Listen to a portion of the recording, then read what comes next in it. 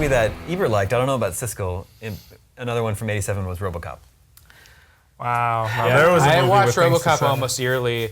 Yes. I learn something new every time I watch it. It's a wonderful movie that did not deserve a remake. No, I mean, not that. I like you're saying deserve. Oh, sorry. It did not earn, I don't know. It did not need should've- one. It's maybe not need one, yeah. Should not have gotten a remake. Yeah. Directed by Paul Verhoeven. It was his first major Hollywood movie. I think he's from Denmark. Made a bunch of Scandinavian Danish, yeah. movies with Rutger Hauer. Yep. Back in the day, He and actually originally wanted Rutger Hauer to play Robocop. They convinced him to how go would that with have Peter worked? Weller instead. I think Rutger Hauer would have worked similar to how he worked in Blade Runner, as an android. But I think in this, Peter Weller's, I don't want to say like weird face, especially weird face when you like kind of pulled like all the hair off of it. How the He just looks makeup goes strange. a little bit wide. And Yeah, he looks like it almost has a looked like tiny Brazil face or something. Yeah. Totally. That movie will always stand out for me because I'll never forget the first time I seen it. Like, it was very dark in tone, but like,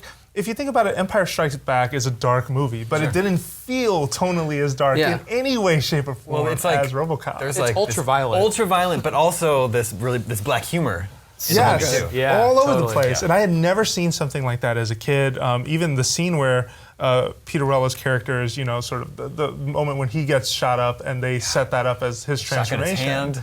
Oh, it was just, it was Yeah. brutal. looks And I'm a horrible. kid in When the he 80s. bone Like, and stuff. what is When this Boddicker movie? gets hit by the car after Yes. In the That is my favorite thing that happens in a movie. ever all movies. It's like so amazing. That's how I it learned. sloshes up the screen.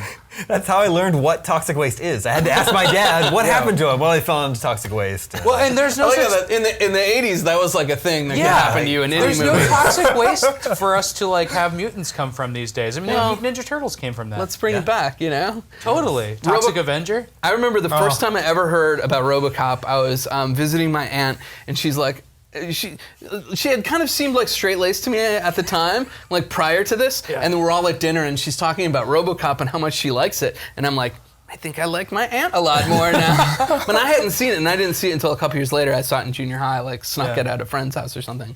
I wasn't allowed to see R-rated movies when I was a kid. Yeah. So It was a conversation for me. when I watched it, it was like super taboo. Like I felt like it was like that for most of my friends too. Like the violence in it was really, really aggressive, and like kids were all like, There's nudity. there's nudity. Locker There's scene at the one beginning. half second of nudity, and there's just lots of violence, lots of swearing. The whole Ed 209 sequence was just really brutal at the time. Yeah. That's where right. it kills the boardroom? Yeah. Or just like he shoots up one guy with like. Oh, yeah, that's right, yeah. He just doesn't stop. Thank you for your cooperation. Yeah. So good. I mean, it shoots the rapist in the crotch. I mean, it's all, there's so many sequences in that movie that are just like super, super gory. But there's also this like awesome social commentary going on in that it's like- movie. they're addressing Or Detroit. gentrification, political corruption, corporate greed, corporate privatization. The ads between them is all about media influence. doing that. That was really clever. It's Verhoeven kind of at his feel. best in that way, because I think he's done other movies that are good in different ways. Like he did Starship Troopers, but that was like a shadow of I feel like he was way more deft with the way he did RoboCop. Yeah. Starship Troopers I still love, but it's like kind of hits you over the head with the message a little more. For sure. Absolutely. The original cut of RoboCop got an X rating.